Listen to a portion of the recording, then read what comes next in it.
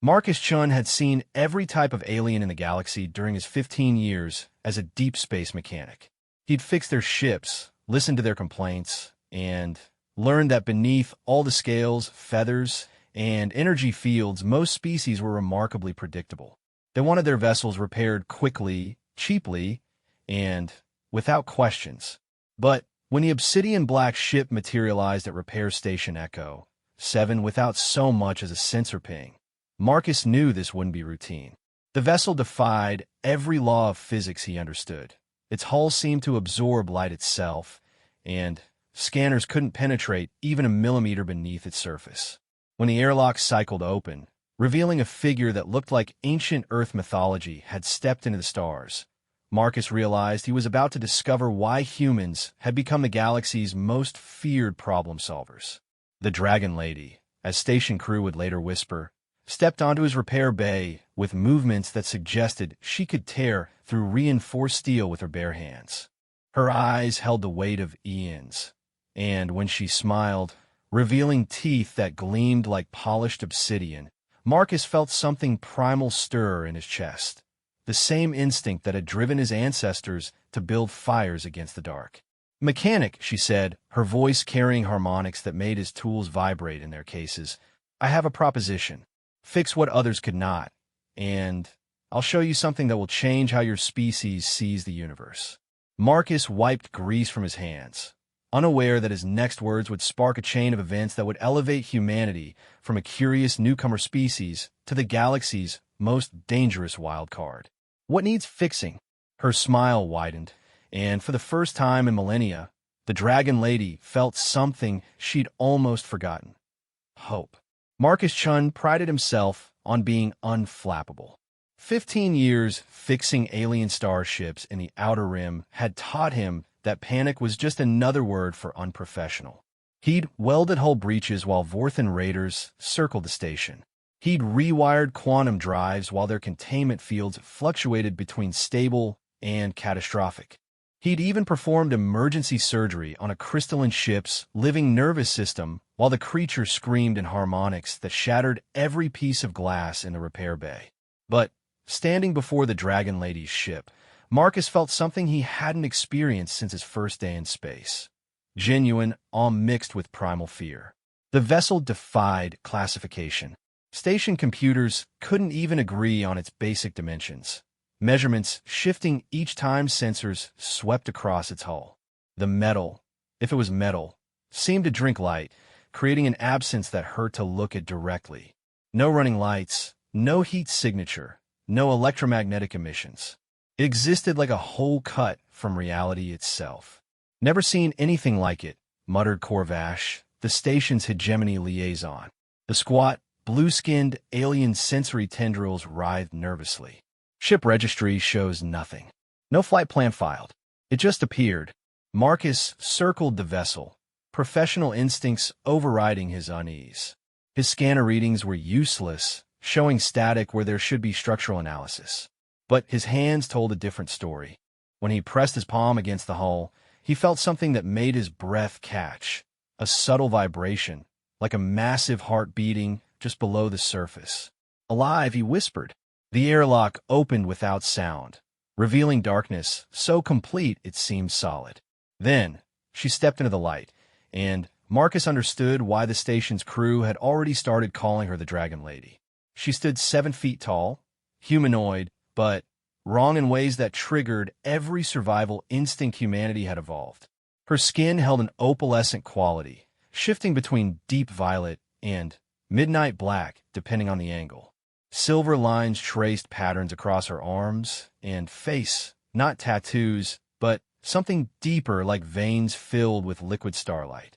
Her hair moved independently of gravity, flowing around her shoulders in slow, hypnotic waves. But it was her eyes that made Marcus take an involuntary step back. Ancient.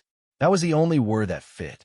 They held depths that suggested she'd watched civilizations rise and fall like seasons changing. "You are the mechanic," she said. Her voice carried harmonics that made his tools ring softly in their cases. "Not question. Marcus Chun. I run the repair operations here." He kept his voice steady through practice. Well, what can I do for you? She smiled, revealing teeth like polished obsidian. My ship requires attention. Your colleagues have been insufficient. What colleagues? Marcus glanced around the empty bay. Station Echo 7 was about as remote as space got, sitting at the intersection of 3 minor trade routes. They saw maybe a dozen ships per week. Others, she said dismissively, lesser beings who claimed expertise they did not possess. I was told humans have a different approach to problem-solving. The way she said problem-solving made it sound like something dangerous. Marcus had heard the rumors, of course. Humanity's rapid expansion into galactic civilization had raised eyebrows across the known species. Other races took centuries to develop faster than light travel. Humans had gone from atmospheric flight to interstellar commerce in less than 200 years. The Galactic Council called them aggressively innovative. Most species just called them reckless. What's the problem? Marcus asked. Instead of answering, she gestured toward her ship. Kulme. See for yourself. Every instinct screamed at Marcus to refuse. Unknown alien, unknown technology, unknown risks. But curiosity had always been humanity's greatest strength and most dangerous weakness. He followed her into the darkness. The ship's interior defied the external dimensions. Corridors stretched further than the hull could possibly contain, lit by the same silver veins that traced the Dragon Lady's skin. The walls pulsed gently, organic curves that suggested the entire vessel had been grown rather than built. Impossible architecture, Marcus breted. Your species uses that word frequently, she observed. Yet you persist in attempting the impossible regardless. An admirable trait. They walked through chambers that served no recognizable function. One room contained floating spheres of water that moved in complex orbital patterns. Another held what looked like a forest of crystalline trees, their branches chiming softly in harmonies that made Marcus's chest tight with inexplicable emotion. What is this place? He asked. A memorial, she replied, and a prison, and a weapon, depending on perspective and need. Her casual mention of weapons sent cold through Marcus's veins, but they'd reached their destination before he could ask for clarification. The ship's heart, he instinctively knew that's what he was looking at, occupied a spherical chamber easily 50 meters across. At its center hung a construct that hurt to perceive directly, geometric forms that folded through dimensions human eyes weren't designed to process. The Nexus Drive, the Dragon Lady said. It allows travel not just through space, but through the fundamental layers of reality itself. Your species would call it impossible. Let me guess, Marcus said, studying the alien mechanism with growing excitement. It's broken, damaged. 3 cycles ago, I attempted to access a restricted dimensional layer. The drive suffered cascade failure. Since then, I have been stranded. Marcus pulled out his scanner, knowing it would be useless, but needing the familiar comfort of proper procedure. As expected, the device showed only static. But that didn't mean he was helpless. Tell me about the symptoms, he said, approaching the drive with the same methodical care he'd use on any broken machine. Dimensional phase variance exceeded tolerances. Containment matrix destabilized. Reality anchors failed in sequence. The technical terms were meaningless to Marcus, but he learned that beneath all the exotic physics, machines were machines. They broke in predictable ways for predictable reasons. Find the failure point, understand the underlying problem, apply the appropriate solution. Show me what happens when you try to activate it. The Dragon Lady moved to what appeared to be a control interface, a collection of floating symbols that responded to her touch. As her fingers traced patterns in the air, the drive began to respond. The geometric forms started rotating, building towards some complex configuration. Then, everything went wrong. Reality stuttered. For a fraction of a second, Marcus saw the chamber from 17 different angles simultaneously. His inner ear screamed contradictory information about which way was up. The drive's rotation became chaotic, dimensional mathematics collapsing into recursive loops that made his brain ache. The Dragon Lady's hands flew across the interface, shutting down the attempt before the cascade failure could spread. In the sudden silence, she turned to Marcus with an expression he couldn't read. 67 repair specialists from 43 different species have attempted to correct this malfunction, she said. All failed. Most barely comprehended the underlying principles. A few understood the theory, but lacked practical application skills. Two showed promise, but ultimately proved inadequate. What happened to them? They survived, she said with a slight smile. I am not unreasonable, but their failures have cost me considerable time. Marcus studied the drive, his mind already working through possibilities.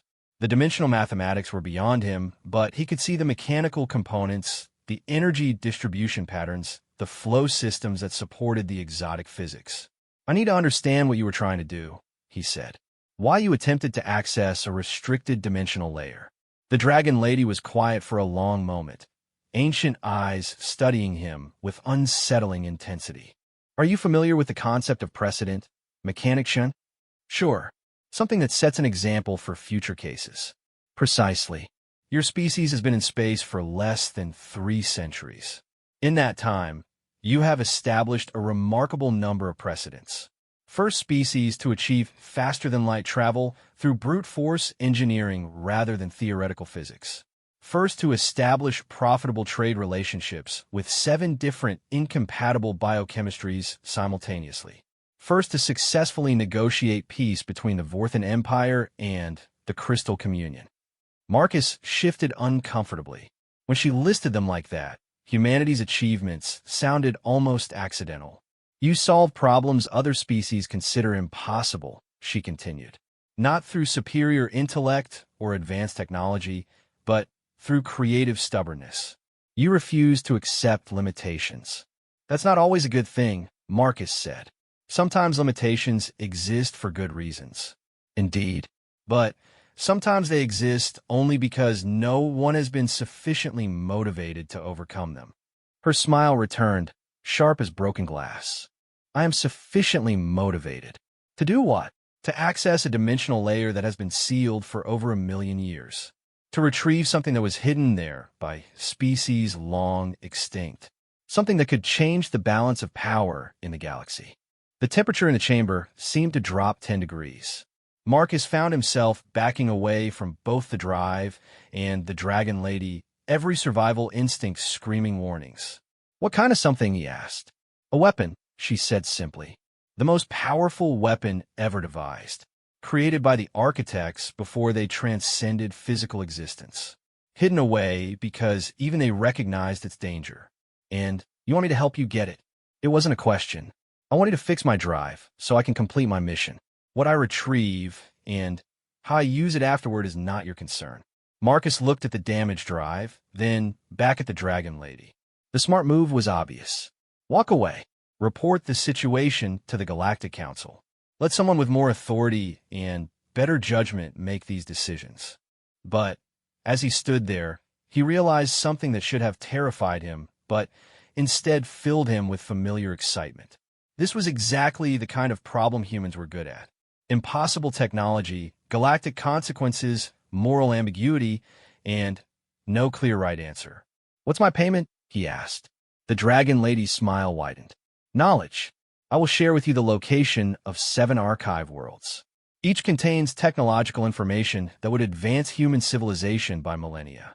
Consider it compensation for your creative stubbornness. 7 archive worlds. Marcus tried to imagine what humanity could do with that kind of technological windfall. Faster ships, better weapons, medical advances that could eliminate disease and extend life indefinitely. They could go from galactic newcomers to a major power practically overnight. And if I refuse, then you refuse. I will continue searching for someone capable of solving my problem. Eventually, I will succeed. But the knowledge I would have shared with humanity will go elsewhere. It was a perfect trap, Marcus realized.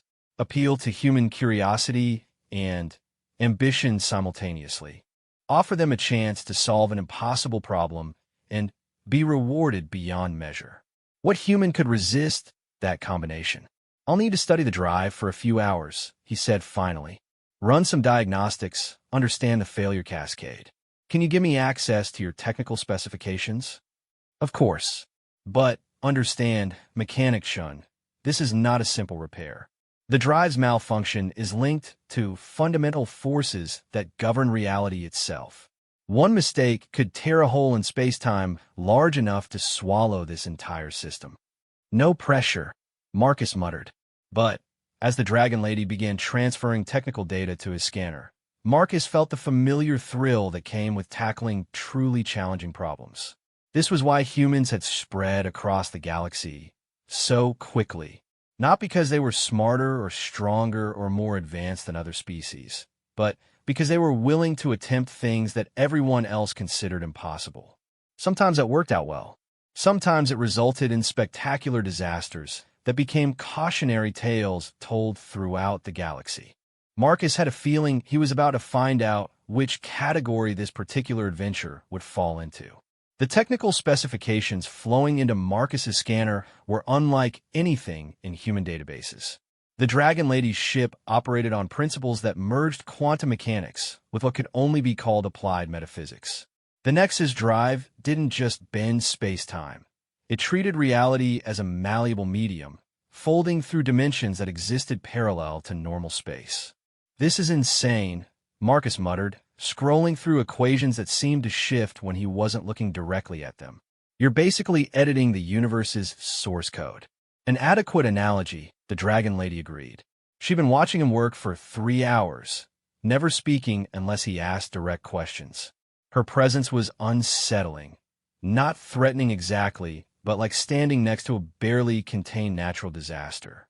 "Your species has a talent for simplifying complex concepts into workable metaphors." Marcus had set up his portable workstation in the drive chamber, surrounded by diagnostic equipment that looked primitive compared to the alien technology around him. But sometimes the primitive approach worked where sophisticated methods failed. He'd learned that lesson fixing everything from Centauri mining ships to Vorthan battlecruisers. "Okay," he said, highlighting a section of the drive's quantum substrate map. "I think I see the problem. You got a cascade failure in the dimensional phase matrix, but it's not random damage. The pattern suggests the drive was trying to access something it couldn't quite reach. Elaborate. It's like..." Marcus paused, searching for the right analogy. "Like trying to open a door with a key that's almost but not quite the right shape. The mechanism engages, starts to turn, then binds up and breaks itself trying to force the lock." The Dragon Lady's eyes sharpened with interest. "The restricted dimensional layer has defensive protocols. Ancient safeguards left by the architects. I was optimistic about my ability to bypass them." So the drive damaged itself, trying to break through security that's older than recorded history. Marcus shook his head. "What exactly are you hoping to find that's worth this kind of risk?" For the first time since they'd met, the Dragon Lady hesitated. She moved to one of the chamber's curved walls, pressing her palm against the living metal. The silver lines in her skin pulsed brighter, and the wall responded by becoming transparent, revealing the star field beyond. "Do you know how the galaxy achieved peace, Mechanic Shun?" Marcus considered the question. Galactic civilization was remarkably stable, especially considering it encompassed hundreds of different species with incompatible biologies, psychologies, and value systems. Wars were rare. Trade was profitable. The Galactic Council mediated disputes with impressive success. "Balance," he said finally. "No single species has enough power to dominate the others. The Council keeps everyone in check." "Precisely. Balance through mutual limitation. Each species contributes their strengths while accepting constraints on their growth." She turned back to him, and Marcus caught something in her expression that made him nervous. "But what happens when that balance is disrupted?" "Depends on how it's disrupted. Your species is disrupting it simply by existing. Humanity has been in space for less than 3 centuries, yet you've already achieved things that took other races millennia to develop. Faster than light travel through brute force engineering. Quantum computers that use quantum entanglement as a processing substrate. Medical technology that can regenerate entire organs." Marcus shifted uncomfortably. He'd heard similar complaints from other species. Humanity was developing too fast. taking risks that more conservative races found alarming. "We're just good at solving problems," he said. "You are indeed. But your problem-solving creates new problems. Your ships are faster than anything in the galaxy, making traditional defense strategies obsolete.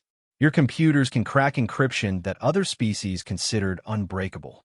Your medical advances could extend lifespans indefinitely, creating resource scarcity that doesn't exist for species with natural mortality cycles." The Dragon Lady moved back to the drive, her movements fluid and predatory. "The Council is already discussing limitations on human expansion, technological restrictions, trade quotas, mandatory sharing of certain innovations. That doesn't sound unreasonable. Perhaps not. But there are those who consider humanity an existential threat. Species that believe the galaxy was better off before your arrival. They are pressuring the Council to take more permanent measures." The implication hit Marcus like a cold slap. "You're talking about genocide. I'm talking about precedent. What happens to the first species that proves too disruptive for galactic stability? What measures become acceptable in the name of preserving peace?" Marcus stared at the damaged drive, understanding dawning with uncomfortable clarity. "You need the weapon to protect humanity. I need the weapon to ensure humanity's survival. The architect's creation is powerful enough to guarantee that no combination of species could threaten your people.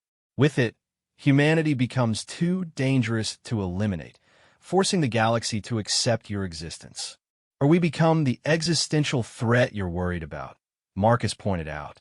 "Having the ultimate weapon doesn't make you safe. It makes you the target everyone else has to eliminate before you use it." The Dragon Lady smiled, and Marcus realized she'd been waiting for him to reach that conclusion. "Now you understand the complexity of the situation. Without the weapon, humanity faces eventual suppression or elimination. With the weapon, humanity becomes a threat that might unite the galaxy against them. But there is a third option, which is humanity possesses the weapon, but demonstrates the wisdom not to use it. You become the galaxy's protector rather than its destroyer. The ultimate deterrent in the hands of species known for solving problems rather than creating them." Marcus laughed, but there was no humor in it. "You want us to be the galaxy's police force. I want humanity to survive. The method is less important than the result." For several minutes, Marcus worked in silence, his hands automatically checking connections and analyzing energy flow patterns while his mind processed the implications of what the Dragon Lady had revealed. Finally, he looked up from his diagnostic equipment. "There's something you're not telling me," he said. "This isn't just about human survival. You have a personal stake in this." The Dragon Lady's expression became unreadable. "Explain your reasoning." "Species that live long enough to watch civilizations rise and fall don't usually get attached to any particular group. But you're willing to risk everything to protect humanity. Why? Perhaps I find your species interesting. Try again." She was quiet for so long that Marcus thought she might not answer. When she finally spoke, her voice carried harmonics of something that might have been regret. "I'm the last of my people," she said simply. "The Drakmari Empire once controlled a third of the galaxy. We were ancient when the architects still walked among the stars. We built monuments that lasted for millions of years, and weapons that could crack planets like eggs." Marcus felt a chill run down his spine. He'd never heard of the Drakmari Empire, which meant they'd been gone for a very long time. What happened? "We became too powerful, too advanced, too threatening to the existing order. A coalition of younger species united against us, claiming we were a danger to galactic peace. They were not wrong. The Drakmari had grown arrogant, treating other species as resources to be managed rather than equals to be respected. The parallels to humanity's current situation were impossible to miss. They wiped you out. They tried. The war lasted 3,000 years. Entire star systems were sterilized. Ancient worlds that had stood since the galaxy's youth were reduced to rubble. In the end, my people chose transcendence over extinction. They abandoned physical form and departed for dimensions beyond normal space. But you stayed. I stayed." Her hand moved to the drive, fingers tracing patterns in the air above its quantum mechanisms. I stayed to bear witness, to remember, to ensure that the mistakes of the past would not be repeated. Marcus was beginning to understand the Dragon Lady's motivation, and it wasn't what he'd expected. You see humanity making the same mistakes your people made. I see humanity following the same path. Rapid expansion, technological innovation that outpaces wisdom, growing power that makes other species nervous. She looked at him directly, ancient eyes holding depths of loss that made Marcus's chest tight. I will not watch another promising species destroy itself through arrogance. So you're trying to save us from ourselves. I'm trying to give humanity the tools to survive what is coming. The weapon is only one part of the solution. The knowledge contained in the archive worlds could help your species develop the wisdom to use power responsibly. Marcus turned back to the drive, studying the dimensional phase matrix with new understanding. The repair was complex, but not impossible. He'd identified the key failure points and developed a methodology for correcting the cascade damage. But completing the work would mean enabling the Dragon Lady's mission. What's the weapon actually do? He asked. It manipulates fundamental forces at the quantum level. Reality becomes negotiable in its presence. Space and time can be reshaped. Matter and energy become interchangeable. In the right hands, it could terraform dead worlds or create new star systems. In the wrong hands, it could unravel the fabric of existence itself. Sounds like something that should stay hidden. Perhaps. But the galaxy is changing, Mechanic Shun. Your species is forcing changes that cannot be undone. The old balance is failing. Either humanity finds a way to survive the transition, or the galaxy falls into chaos as other species struggle to maintain dominance. Marcus made his decision with the same instinct that had driven him to become a deep space mechanic in the first place.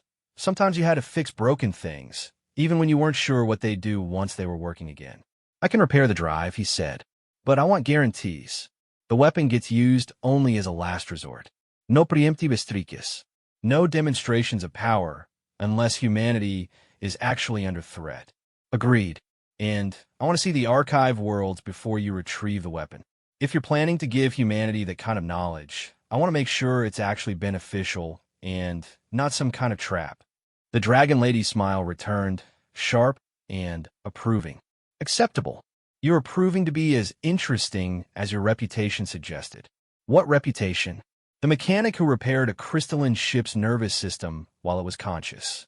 The engineer who jury-rigged a quantum drive using nothing but salvaged parts and human stubbornness. The human who convinced a Vorthan battle group to stand down by fixing their flagship's life support system in the middle of a firefight. Marcus felt heat rise in his cheeks. He hadn't realized those incidents had become known outside human space. I just fix things, he said. It's what I do. Indeed. And now you will fix something that could change the course of galactic history. She moved to the drive's control interface, symbols beginning to glow in response to her presence. Shall we begin? Marcus picked up his primary repair tool, a quantum resonance calibrator that he'd modified with human engineering principles. It looked crude compared to the elegant alien technology surrounding them, but it had one advantage. It was designed by humans for humans to solve problems the way humans solve them. Let's fix this thing, he said. The repair took 18 hours of continuous work that pushed Marcus beyond any technical challenge he'd ever faced. The Nexus drive wasn't just broken, it was broken in 11 different dimensions simultaneously. Each time he corrected one failure cascade, the quantum resonance shifts triggered secondary problems in layers of reality that human physics barely acknowledged existed. Temporal flux is stabilizing, he reported, sweat dripping onto his scanner despite the chamber's controlled environment. Dimensional anchors are holding at 97% integrity. The Dragon Lady monitored his progress from the control interface, her hands moving through complex patterns that maintain the drive's containment fields. She'd been standing in the same position for hours without showing any sign of fatigue, but Marcus caught subtle changes in her expression. Anticipation mixed with something that might have been anxiety. Quantum substrate alignment is within tolerance, she confirmed. Proceed with the final calibration sequence. Marcus activated his modified resonance calibrator, feeling the tool's harmonic frequencies synchronize with the drive's core matrix. This was the dangerous part, reintegrating the dimensional layers that had been shattered by the original cascade failure. One mistake could create a quantum feedback loop that would tear the ship apart from the inside out. The geometric forms at the drive's heart began rotating in perfect mathematical harmony, each axis spinning at precisely calculated velocities. Reality shimmered around the device as it reached full operational status, and Marcus felt a moment of vertigo as his perception briefly expanded to encompass 17 different spatial dimensions. "Drive is operational," he announced, shutting down his equipment with hands that shook slightly from exhaustion. "All quantum matrices stable. Dimensional anchors locked." The Dragon Lady's hands fell to her sides, and for the first time since they'd met, she looked genuinely relieved. "Excellent work, Mechanic Shun. Few beings in the galaxy could have accomplished what you just did." Marcus slumped against his workstation, mind already moving to the next phase of their agreement. "Now what?" "We head for the archive worlds. First, we must navigate to the restricted dimensional layer. The weapon's location is encoded in coordinates that exist outside normal spacetime." She began entering commands into the ship's navigation system, symbols flowing through the air like liquid light. "Prepare yourself for transition. The journey may be uncomfortable for someone unaccustomed to transdimensional travel." The ship around them began to change. The organic walls pulsed faster, and the silver veins running through the structure brightened to near painful intensity. Marcus felt a strange sensation in his bones, as if every atom in his body was vibrating at a slightly different frequency. "Transition initiating," the Dragon Lady announced. Reality folded. Marcus's consciousness scattered across 17 different probability vectors, while his body remained anchored to a single quantum state. He experienced the next 30 seconds from multiple perspectives simultaneously. In one, he was falling through an endless void filled with geometric patterns that sang in harmonics that made his soul ache. In another, he was suspended in a crystalline matrix that stretched to infinity in all directions. In a third, he was floating in an ocean of liquid starlight that tasted of memories and ancient dreams. Then, everything snapped back into focus, and he was standing in the drive chamber of an alien ship that now existed somewhere beyond the normal universe. "Welcome to the Architect Layer," the Dragon Lady said, apparently unaffected by the transition. "The highest dimensional stratum accessible to material beings." Marcus looked around the chamber, expecting to see some visible change, but everything appeared normal. "It looks the same. Your senses are limited to 3 spatial dimensions plus time. You cannot perceive the additional layers we now occupy." She gestured toward what appeared to be empty space, and Marcus saw ripples flow outward from her hand like waves in invisible water. But the ship's sensors can translate the local environment into something your mind can process. "Observe." The chamber's walls became transparent, revealing a vista that made Marcus's breath catch. They floated in a space that defied description. Geometric structures the size of star systems stretched in all directions, connected by streams of energy that pulsed with rhythmic patterns. The constructs were clearly artificial, but their purpose was incomprehensible to human understanding. "The architect civilization," the Dragon Lady explained, "built across 7-dimensional layers during their physical existence. What you see are the remnants of technology so advanced that it operates independently of normal spacetime." "How long have they been gone?" "Approximately 3.7 million years, by your reckoning. They achieved transcendence when the galaxy was young, leaving behind only these monuments and the weapons they judged too dangerous for lesser species to possess." Marcus studied the alien structures, trying to comprehend the scope of what he was seeing. Each geometric form was large enough to contain entire solar systems, yet they moved with the fluid grace of living creatures. Some appeared to be manufacturing facilities, creating objects that materialized from pure energy.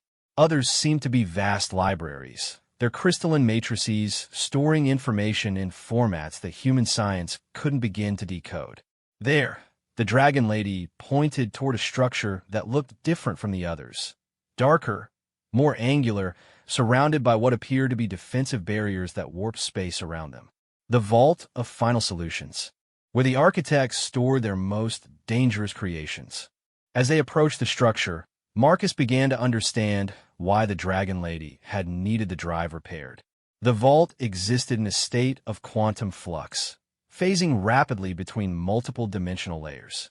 No normal ship could maintain a stable approach. They need the Nexus drive's reality manipulation capabilities just to get close. Defensive systems are scanning us, the Dragon Lady reported. Architects' security protocols are more sophisticated than anything developed by younger civilizations. They analyze not just our technological capabilities, but our intentions, our psychological profiles, our potential for misusing what lies within. What happens if we fail the test? We cease to exist across all possible timelines simultaneously. Marcus decided not to ask for clarification on that particular threat. Instead, he watched as streams of energy flowed from the vault toward their ship, probing and analyzing with techniques that made his scanner equipment emit confused electronic protests. Scanning complete, the Dragon Lady announced after several tense minutes. We have been granted access, but with significant restrictions. I may retrieve one item from the vault, and our presence is limited to 6 hours standard time. They're letting us in. The architect's final gift to the galaxy was wisdom. Their security systems are designed to prevent catastrophic misuse of their technology, but they recognize that circumstances may arise where such power becomes necessary. She looked at Marcus with an expression he couldn't read. Your presence here may have influenced their decision. Ow! Humans are an unknown quantity in their calculations, a species capable of rapid innovation and ethical flexibility. The architect's algorithms may have concluded that humanity represents the best hope for responsible use of their legacy. As they docked with the vault, Marcus felt the weight of galactic history pressing down on him. He was about to witness the retrieval of a weapon that could reshape the balance of power among the stars. Whatever happened next would have consequences that rippled across entire civilizations. The vault's interior was vast beyond comprehension, filled with rows of crystalline storage units that stretched to infinity in directions that hurt to contemplate. Each unit contained something different: weapons, tools, technologies that existed on the edge between science and magic. Marcus saw devices that manipulated gravity like clay, machines that could rewrite the laws of physics within localized areas, and weapons that seemed to store the compressed fury of dying stars. The quantum dissolver, the Dragon Lady said, approaching a storage unit that contained what looked like a simple metal sphere, capable of unraveling molecular bonds at the subatomic level. It can disassemble matter into component particles or, in the hands of someone with sufficient skill, reverse the process to create complex structures from base elements. That's the ultimate weapon? A metal ball. This device could unmake a star or build a planet, depending on a user's intentions. In the wrong hands, it could reduce the galaxy to cosmic dust. In the right hands, it could terraform dead worlds and create resources where none existed. She reached for the sphere, and Marcus felt reality shift around them as the vault's systems responded to the removal. Warning: quantum dissolver removal detected. This action carries category Omega risk potential. Are you prepared to accept responsibility for the consequences of this decision? The voice seemed to come from everywhere and nowhere, speaking in harmonics that bypassed Marcus's ears and communicated directly with his consciousness. I accept responsibility, the Dragon Lady replied formally. I swear by the ancient oaths that this weapon will be used only to preserve life and maintain balance among the stars. Oath acknowledged. Quantum dissolver is released to your custody. Use it well. The sphere lifted from its storage matrix and floated into the Dragon Lady's hands. As her fingers closed around it, Marcus felt a subtle change in the ship around them. as if the vessel itself recognized the presence of something infinitely dangerous. "Now we visit the archive worlds," she said, securing the weapon in a specialized containment field. "You will see what knowledge awaits humanity's future." But, as they prepared to leave the vault, Marcus caught something on the ship's sensors. Multiple energy signatures approaching their position at incredible speed. "Ships. Lots of them. Dragon Lady," he said, voice tight with concern. "We have company." She moved to the sensor display, and Marcus saw her expression change from satisfaction to grim determination. "A Galactic Council fleet. 12 ships, including 2 hegemony dreadnoughts and a Vorthan battle carrier. How do they find us?" The dimensional transition would have created quantum resonance patterns detectable by sufficiently sophisticated sensors. "They've been tracking us." She began entering commands into the navigation system. "We must leave immediately. Can we outrun them?" The Dragon Lady's smile was sharp as broken glass. "Mechanic Shun, you have just helped me retrieve the most powerful weapon in galactic history. Outrunning our pursuers is no longer the primary concern." As the Nexus drive began powering up for another transdimensional jump, Marcus realized that their real adventure was just beginning. They had the weapon, but now they had to survive long enough to use it, and figure out whether the Dragon Lady's vision of humanity's future was salvation or the first step towards something far more dangerous. The transition back to normal space was violent. Marcus felt his consciousness slam back into his body like a sledgehammer hitting steel, every nerve ending screaming protest at the dimensional shift. When his vision cleared, they were in orbit around a world that shouldn't exist. The planet below defied every law of planetary formation Marcus knew. Crystalline continents floated in seas of liquid mercury, connected by bridges of what appeared to be solidified light. The atmosphere shimmered with aurora patterns that moved in mathematical spirals, and 3 different types of moon orbited at impossible angles that created gravity fields strong enough to tear apart normal matter. "The first archive world," the Dragon Lady announced, her hands still dancing across the ship's controls as she monitored for pursuit. "Vatar Prime, repository of technological advancement dating back 4 million years." Marcus stared at the impossible planet, mind struggling to process what he was seeing. How does it even hold together? Architect engineering. They rebuilt the world's quantum foundation, making it more stable than natural physics would allow. She gestured toward a section of the planet where massive geometric structures jutted from the surface like crystalline mountains. Those towers contained the accumulated knowledge of 700 different civilizations. Everything from basic tool-making to techniques for manipulating space-time at the galactic level. "And you're offering this to humanity." "I'm offering humanity access to 1% of the archives. Carefully selected technologies that would advance your civilization without destabilizing the galactic balance." The Dragon Lady's expression grew serious. "Knowledge is more dangerous than any weapon, Mechanic Shun. Released too much too quickly, and a species can destroy itself through rapid change."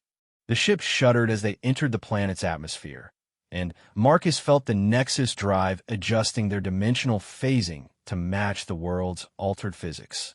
Through the transparent walls, he watched crystalline forests blur past at incredible speed, their branches chiming in harmonies that seemed to communicate meaning he couldn't quite grasp. They landed in a clearing surrounded by structures that looked grown rather than built.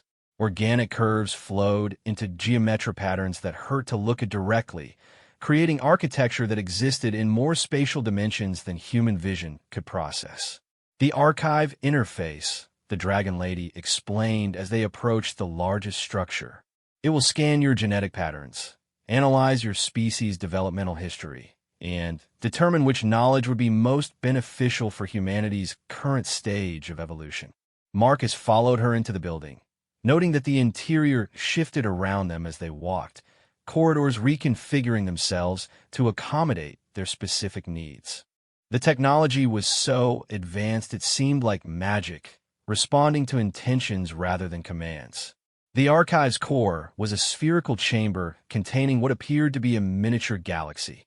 billions of points of light orbiting in complex patterns that encoded information in formats beyond human comprehension. As they entered, beams of energy reached out from the display, scanning Marcus with intensity that made his bones ache. Human variant detected.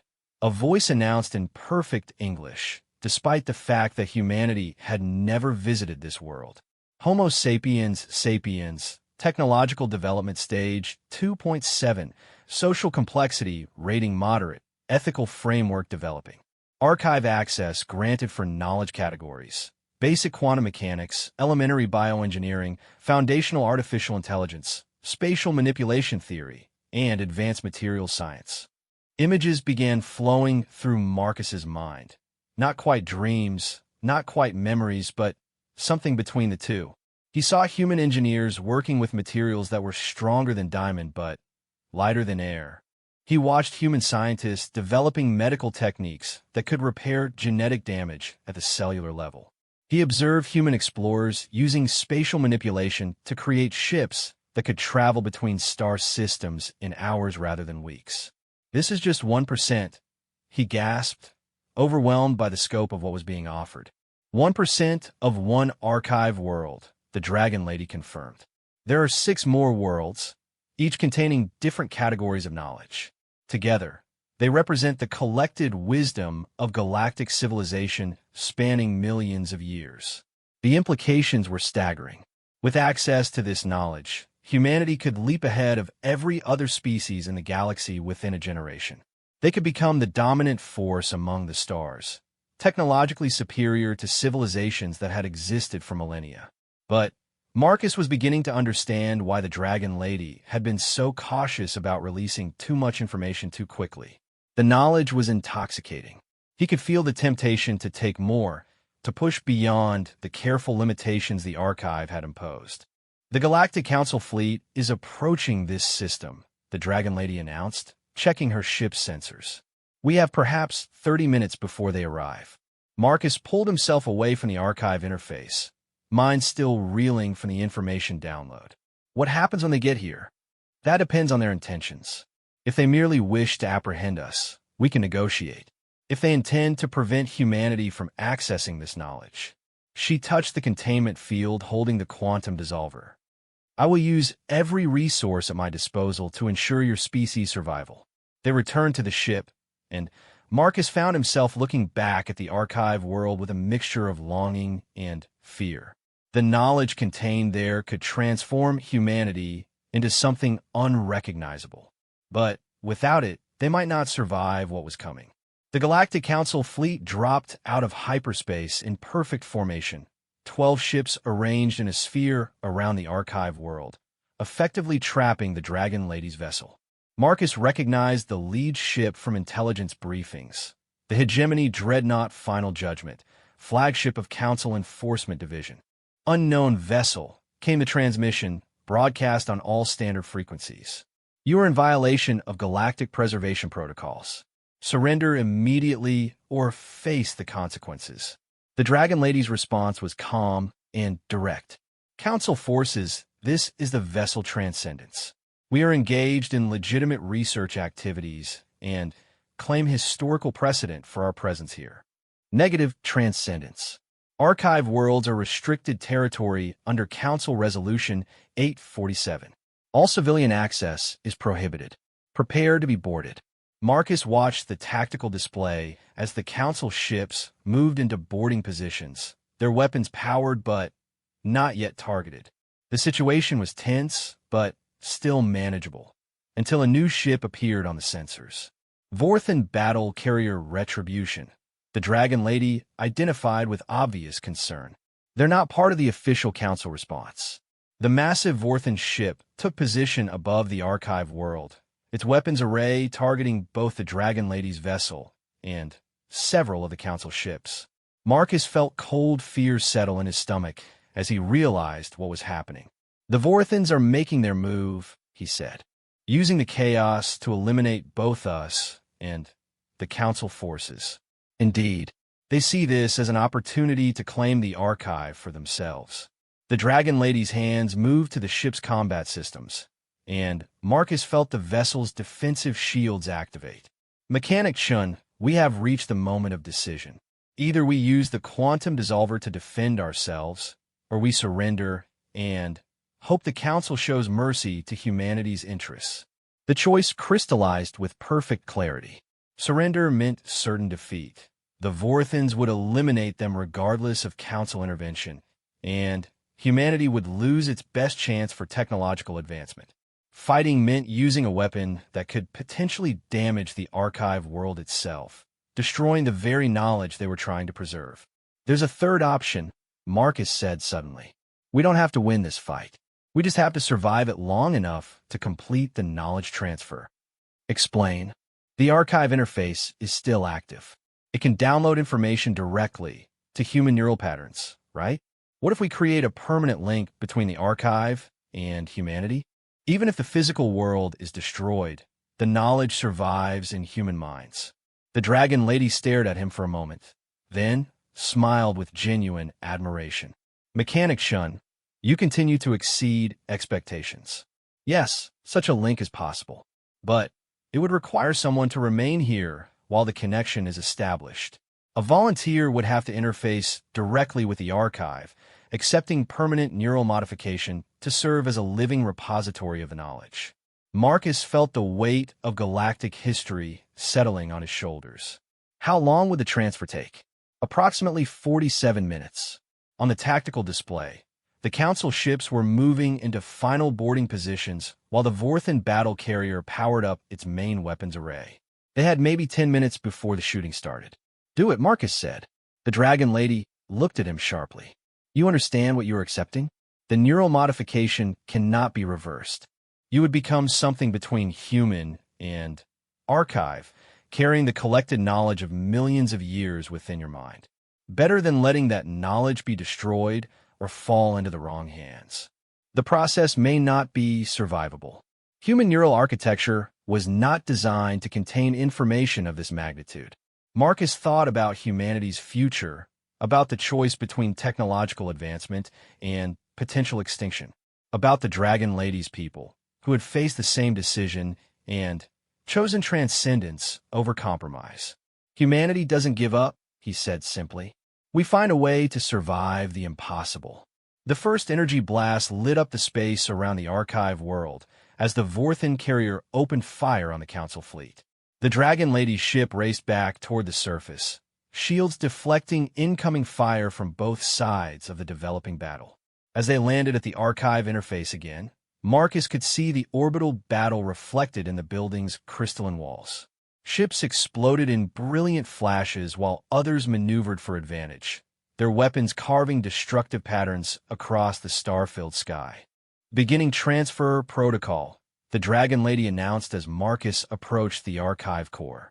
Remember, once the process starts, it cannot be interrupted without fatal consequences. Marcus placed his hands on the interface, feeling the ancient technology respond to his touch. Information began flowing into his mind, not the gentle download he'd experienced before, but a torrent of knowledge that threatened to wash away everything that made him human. He held on to one thought as his consciousness expanded to encompass the accumulated wisdom of galactic civilization. Humanity would survive, whatever the cost. They always found a way. Marcus felt his consciousness scatter across 4 million years of accumulated knowledge as the archive transfer reached critical intensity. Information flowed through his mind in torrents that should have destroyed human neural pathways, but somehow his brain adapted, expanding and restructuring itself to accommodate impossibilities. He experienced the rise and fall of 700 civilizations simultaneously. He understood technologies that manipulated matter at the quantum level and engineering principles that treated space-time like construction material. He felt the weight of cosmic history, the endless cycle of species reaching for transcendence and finding either glory or destruction. But beneath the overwhelming flow of alien knowledge, Marcus held on to something irreducibly human, the stubborn refusal to accept defeat. Transfer at 60%, the Dragon Lady reported from her position at the ship's sensors. Council forces are taking heavy casualties. The Vorthan carrier has eliminated 4 ships and is moving into bombardment position. Through the archive interface, Marcus could perceive the orbital battle as patterns of energy and trajectory rather than simple explosions. The Vorthan strategy was becoming clear. They intended to destroy the archive world once they'd eliminated potential witnesses, then claim they had acted to prevent dangerous knowledge from falling into unauthorized hands. 75% complete, the Dragon Lady announced. But the carrier is powering up its planetary bombardment array. We have perhaps 8 minutes before they begin surface strikes. Marcus tried to speak, but his vocal cords no longer belonged entirely to him. The archive connection had spread throughout his nervous system, rewriting fundamental aspects of his biology to accommodate the knowledge transfer. When words finally came, they carried harmonics that made nearby crystal formations resonate sympathetically. Can the quantum dissolver stop them?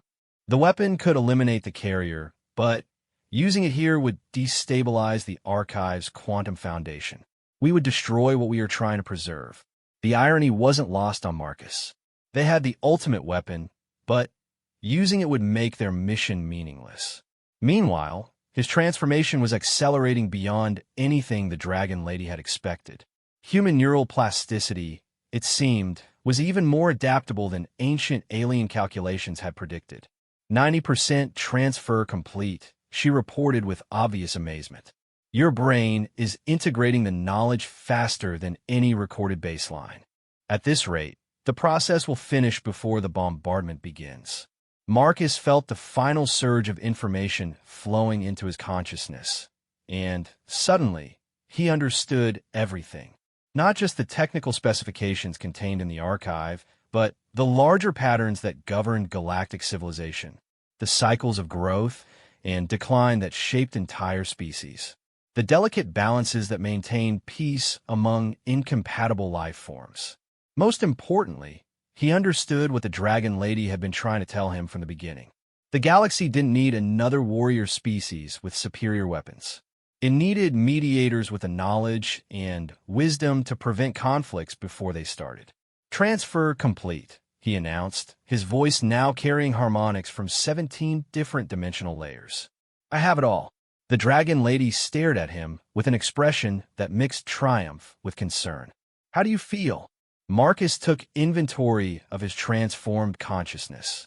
His human memories and personality remained intact, but they were now supported by a framework of knowledge that spanned galactic history. He could perceive quantum mechanics as easily as breathing, understood bioengineering at the molecular level, and grasped the mathematical principles that governed faster-than-light travel.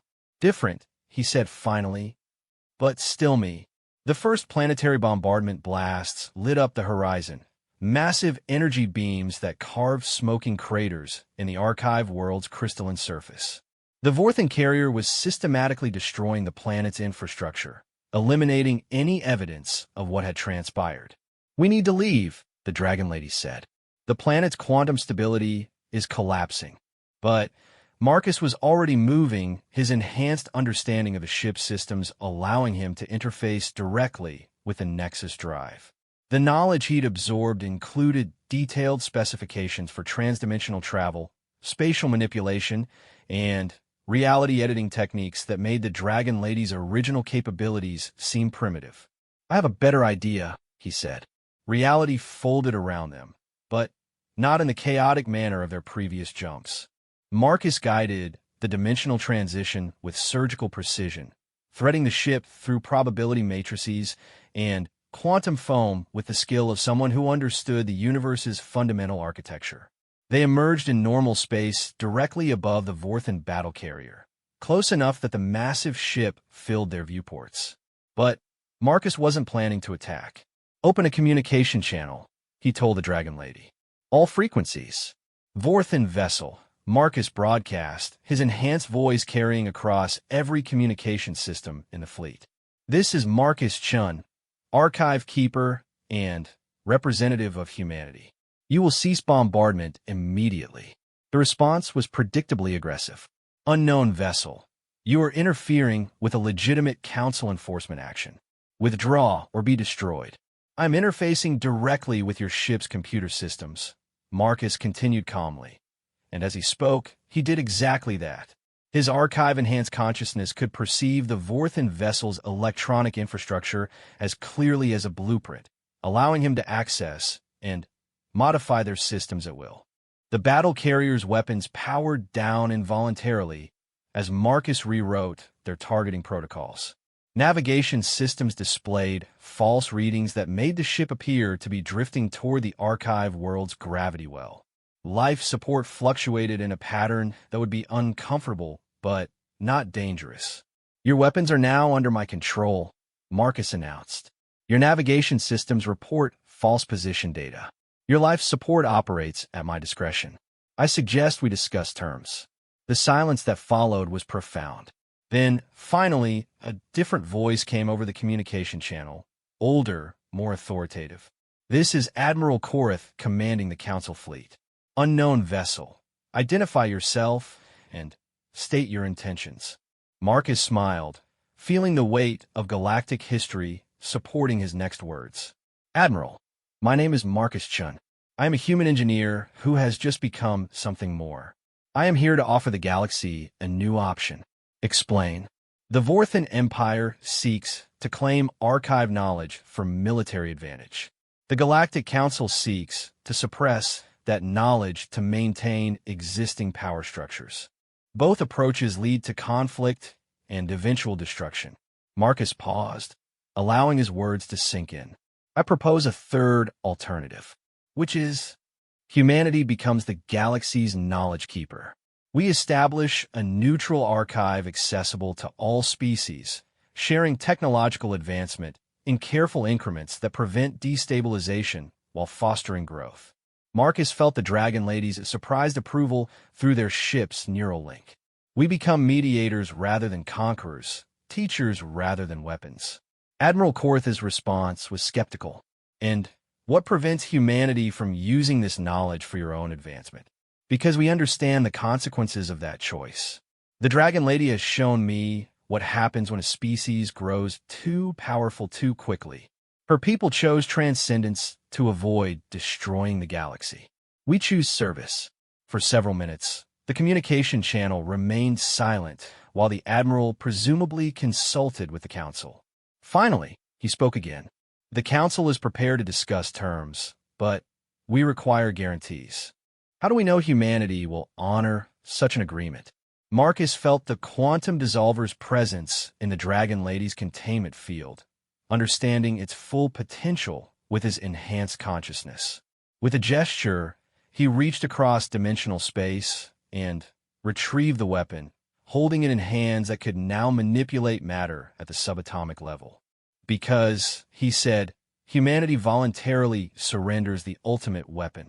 He triggered the dissolver's activation sequence, but instead of using it as a weapon, he reversed its quantum matrix. The device that could unmake stars instead began rebuilding the damaged archive world, restoring crystalline continents, and repairing the quantum foundations that held the impossible planet together. The display of power was unmistakable. Marcus could have destroyed every ship in the system with a thought, but instead chose to heal rather than harm. Admiral, he continued as the archive world reformed around them, humanity offers the galaxy a choice. We can continue the cycle of competition and conflict that has defined galactic civilization for millions of years. Or we could try something new. We can build a future where knowledge serves peace instead of war. The Vorthan battle carrier was powering down its weapons, its crew presumably stunned by the demonstration of technological superiority coupled with restraint. Other ships in the fleet were following suit, recognizing that the situation had moved beyond military solutions. The Council accepts your proposal for preliminary negotiations, Admiral Korath announced. But such an agreement would require unprecedented cooperation between species that have been rivals for millennia. Then, it's a good thing humans specialize in solving impossible problems, Marcus replied. The Dragon Lady moved to stand beside him, ancient eyes bright with something that might have been hope. Your species continues to surprise me, Mechanic Shun. Perhaps there is wisdom in your stubborn optimism, after all. Marcus looked out at the restored archive world, feeling the weight of galactic knowledge residing in his transformed consciousness. He was no longer entirely human, but he was still recognizably himself. A mechanic who fixed broken things, whether they were starship drives or the balance of galactic power. We'll need to establish protocols, he said, already seeing the framework of cooperation that could emerge from this moment. Research stations staffed by mixed species crews. Knowledge-sharing agreements that benefit everyone. Safeguards to prevent misuse of dangerous technologies. It will take generations to build such a system, the Dragon Lady observed. Then, we'd better get started. As the combined fleet moved into stable orbit around the archive world, Marcus felt something he hadn't experienced since childhood. Absolute certainty that he was exactly where he was supposed to be, doing exactly what he was meant to do. Humanity had found its place in the galaxy, not as conquerors or victims, but as the species crazy enough to believe that impossible problems always had solutions. Sometimes those solutions required becoming something more than what you started as. Marcus Chun had been a mechanic who fixed broken machines. Now he was something unprecedented in galactic history, a bridge between species, a keeper of knowledge, and proof that sometimes the best way to solve an impossible problem was to refuse to accept that it was impossible in the first place. The universe, as it turned out, had been waiting for someone exactly that stubborn.